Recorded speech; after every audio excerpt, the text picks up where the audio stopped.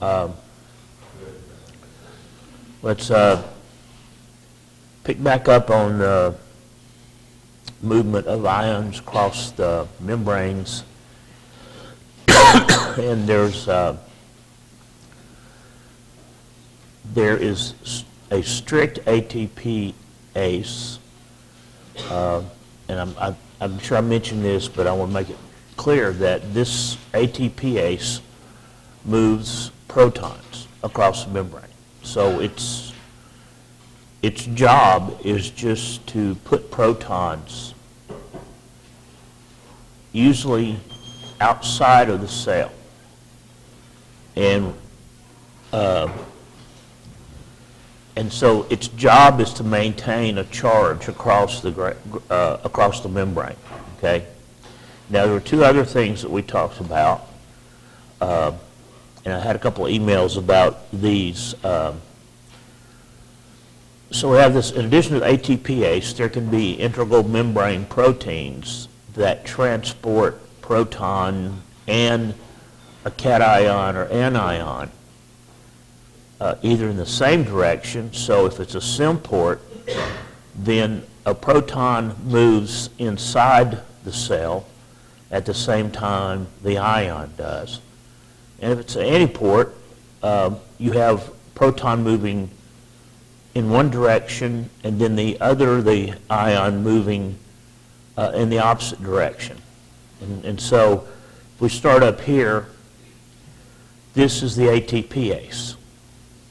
Okay, it's taking ATP and it's using the energy from ATP to continuously move protons outside of the cell membrane. Here's just a channel where you're having a C plus, a cation, move in.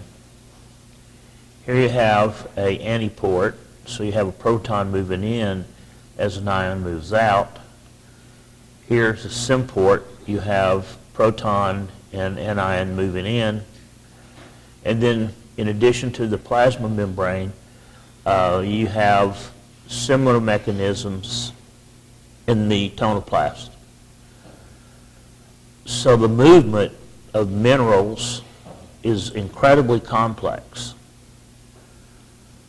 and relies on this proton gradient. In fact, if a membrane does not have a proton gradient, does not have this electrogenic gradient, then that's a dead cell.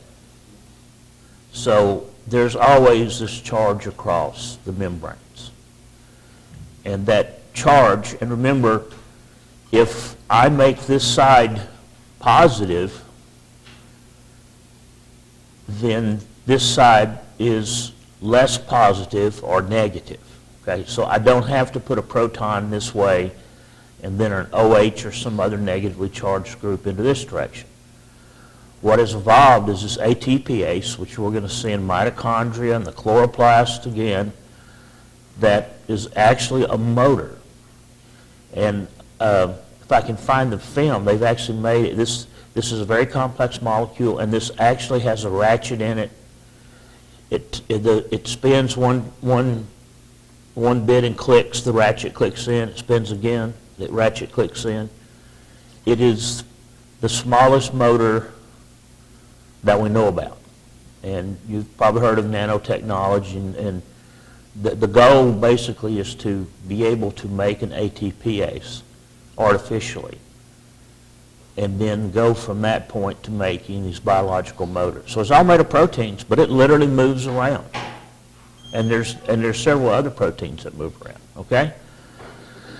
So the point is this can be very, very complex.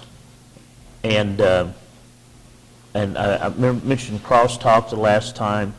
Again, this is another one of these things that you can only get by experience in seeing the same crop. You said you had 350 acres of peaches. You probably look and know what the deficiency is pretty quickly. You know where obviously you know where the orchard is, And so you know what the conditions are there. And probably in 350 acres, you could see different deficiency symptoms of the same deficiency, depending on where you are. That's a lot of land. And that's why I like to stress that if you have a garden at home, then you get a dichotomous key, and you see if it's the older or younger leaves, and then you get pretty close. But if you're doing something commercially, you're going to learn so much about those crops or those plants that you will be able just to look at the plant and say, okay, this is this deficiency. Because you'll know where the plant is, you'll know what time of the year it is, if it's in a greenhouse, what the temperature's going to be. A lot of times when greenhouses go down, you see a lot of deficiency symptoms. That's because there could be an increase in heat, of course. Maybe with the greenhouse going down, whatever's wrong with it, you can induce some symptoms that you would not normally see. So that's why I say you got to look it up if you really want to be sure.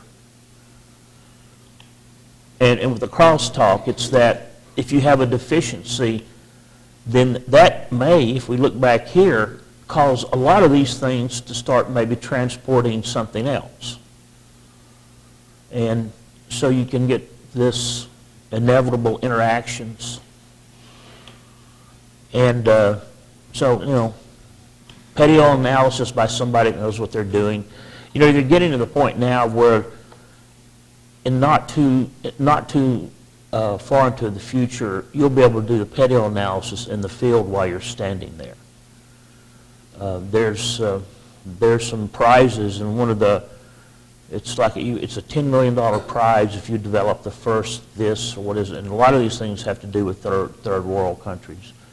And one of them is developing some way of measuring nutrients. And so if they do that, and there's just going to be handheld, and there's a lot of things that are going to be coming out in the next few years. Now let's talk about the cell wall for a bit.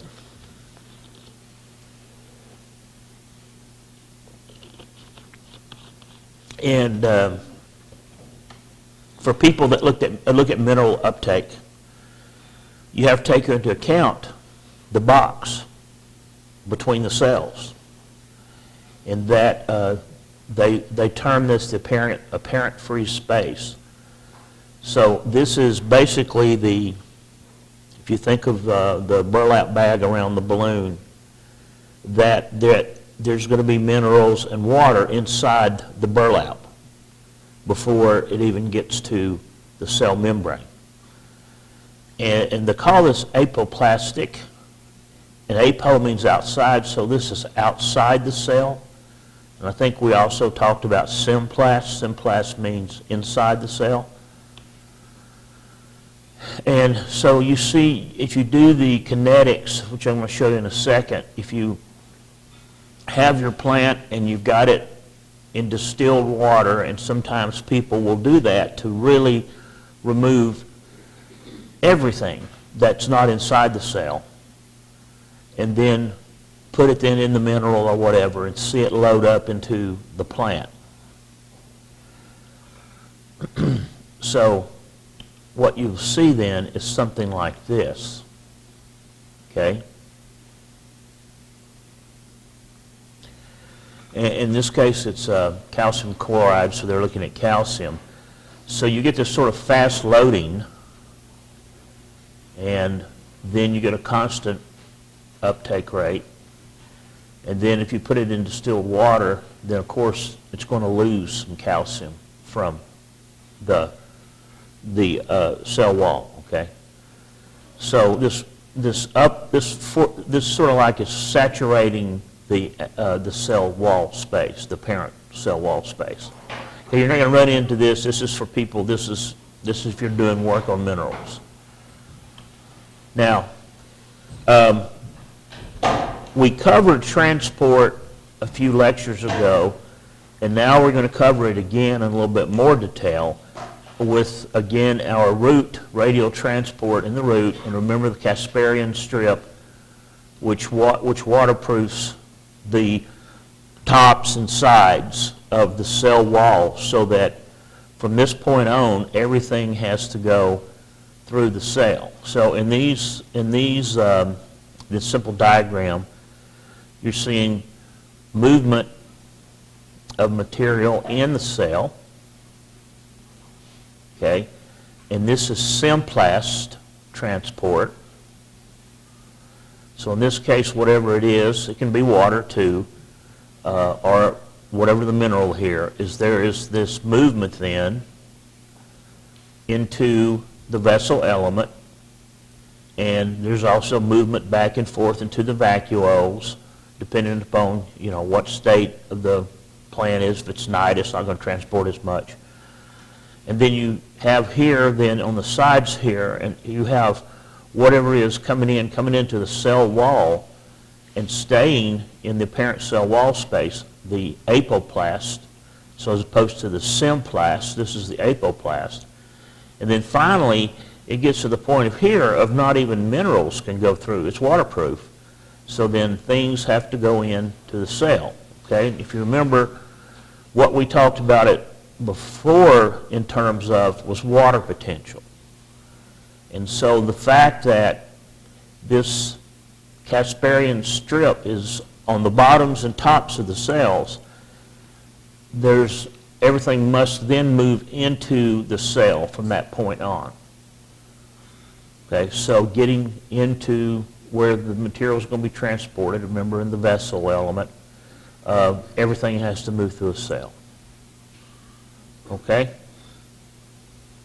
And this, of course, is representing plasmodesmatas, but things can move, you know, water especially can move into the cell, can move out of the cell, and move into another cell. You know, it just has to do with how much water is there. Now, the last thing we're going to talk about is the actual soil.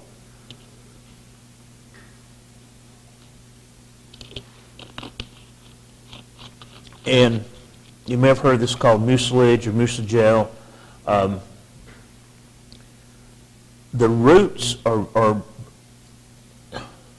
they have a good bit of a gel-like matrix, especially in the fine root hairs, that is produced by the enormous number of microorganisms that are found in the soil. And part of what they do is they produce this exudate that's basically a gel, and that lowers the water potential. So water is going to move into the gel, if that makes sense. And you can buy this stuff now. You can. You may have seen this clear polymer-looking stuff that you can grow plants in. It's acrylamide. We use it in the lab, and you can buy like 5 cents worth of acrylamide for $10, and you can put your plant into the. It's just like soft jelly beads. So they're beads, so there's still some air in there. And so it's really like a nickel's worth of acrylamide.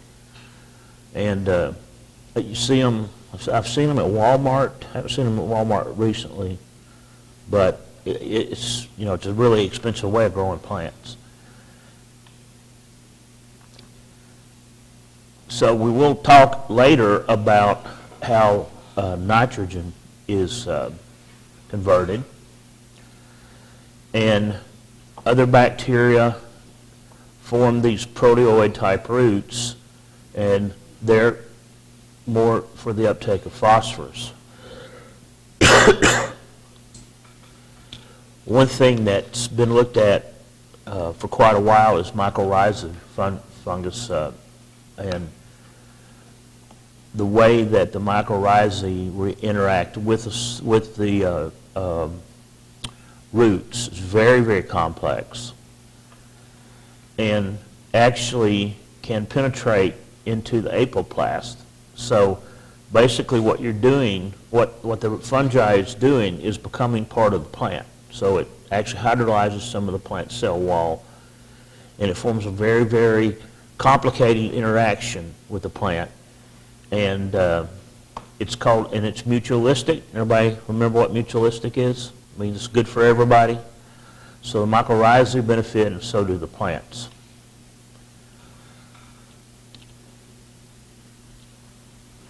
You don't need to worry about the kind of mycorrhizae, but they can form these very complex structures all the way into the cortex of the cell. So it increases basically the uptake of water and minerals, because they need water and minerals, and they get things from the plant that they need. So usually if you put, there's been hundreds of papers where it's something like, okay, I'm going to grow this plant with and without mycorrhizae and see if the plant grows better. And that's a publication. Then you go to the next plant. You do the exact same thing with another species of plant. So, and there's hundreds of papers that all say, hey, guess what? Mycorrhizae seems to help plants grow better. And you can look at, do they need less water? Are they more efficient at fill in the blank? And the results have been all over the spectrum. Yes, it really helps. No, it doesn't really help. Depends on the plant, probably even the type of mycorrhizae. And what they do is they produce a larger nutrient depletion zone. In other words, with and without the mycorrhizae, with the mycorrhizae, the plant can mine more of the soil, can pull nutrients out of more of the soil. And so if we look at this, and I think this is where we're going to end, is in this cartoon from your book, it shows you the nutrient depletion zone. So what one does is we'll grow a plant, and then this is the area of the soil, this cone is the area of the soil where the plant can mine nutrients. If you have this with the mycorrhizae, then the mycorrhizae are growing out here. Basically, they're increasing the amount of roots that the plant has. It's not the roots, of course, it's mycorrhizae. So now they can pull nutrients from a much larger section. And so since this is a three-dimensional, that's a tremendous increase in area that the plant can mine. So that can make the plant more efficient, maybe mature. There's some papers that sort of support the idea that with mycorrhizae, the crop may grow a little bit faster. Another thing that's important is that if it's a if it's a tomato plant, whatever, that not only do you want it to grow optimally, but you want all the tomatoes to be mature at the same time if you're going to machine harvest especially. And so there's some indication that if you use mycorrhizae, then you'll get a more uniform crop production. And you want all of the tomatoes to be mature at the same time so you can go through and pick them all. Unless the only exception you want your tomatoes coming in at a lot of different times would be what? What kind of business would you want? Fresh market or pick your own.